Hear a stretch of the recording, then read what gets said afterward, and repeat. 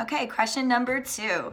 When did you first get into horse riding, and what's your earliest horsey memory?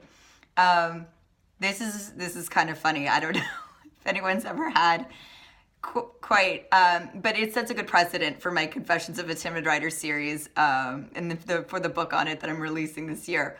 So I've always been horse obsessed. Ever since I was little, I used to pretend I had a stable in my backyard, and I would do the Monty Python thing where I'd ride around on an imaginary horse. I mean, picture it.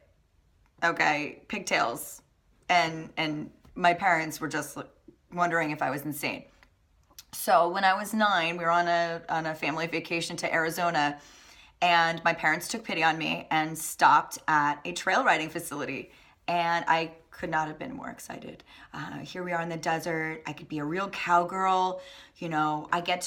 I've ridden ponies like on lead line, at parties, but I'd never actually ridden a horse myself. So here's this 9-year-old, dreams of being a cowgirl. I've got the perfect opportunity here. Little gray pony is assigned to me, and I've always had a thing for grays. I get on, and we're sitting in the shade of a tree waiting for everybody else to tack up. My little sister is just behind me on this big black horse, terrified out of her mind, and she's only there because of me. So I'm sitting there and I'm waiting, and as I'm waiting, the excitement starts to fade into fear, utter fear. The what ifs start happening, the anxiety, oh my God, my horse moved. Is he going to take off on me? I mean, now I know he was just balancing and he was actually asleep.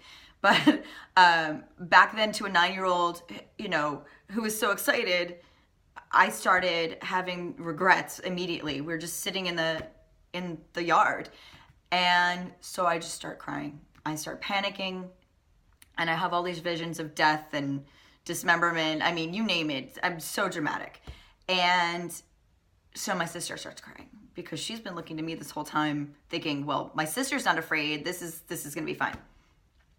So my parents look over, and there's 2 hysterical daughters. And God bless this pony. My little gray pony did not even budge. I mean, he may not have even woken up. You could not have asked for a better pony. This is all in my head. And so I created such a ruckus that they actually got me off the horse, and I never rode. So my sister and I stayed in the yard with my mother, who does have a background in riding, and we just groomed those ponies. I mean, I sat there talking to my pony, grooming him, loving on him. Well, my father, the former Air Force captain who's been in Vietnam War, who is afraid of nothing but horses, is the only one to go out on the trail ride in the desert by himself with the guide and the other people. I mean, I didn't think anything of it at the time, but looking back, he still hasn't forgiven me, because he came back and told us a story about how they encountered a rattlesnake.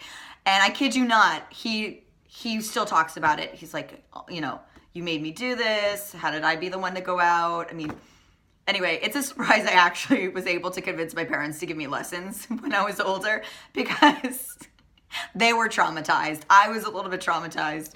But you know what? I faced my fears, and I got back on. It might have been years later, but I did it, and I've never looked back. Even if I've had moments of anxiety or fear, and I've had to take steps back, I let my passion be greater than my fear, and I keep pushing forward, because that is more important to me. Horses are important to me, and that's the end of the day. That's what's brought me here today. So I'm just really glad that I didn't let fear stop me.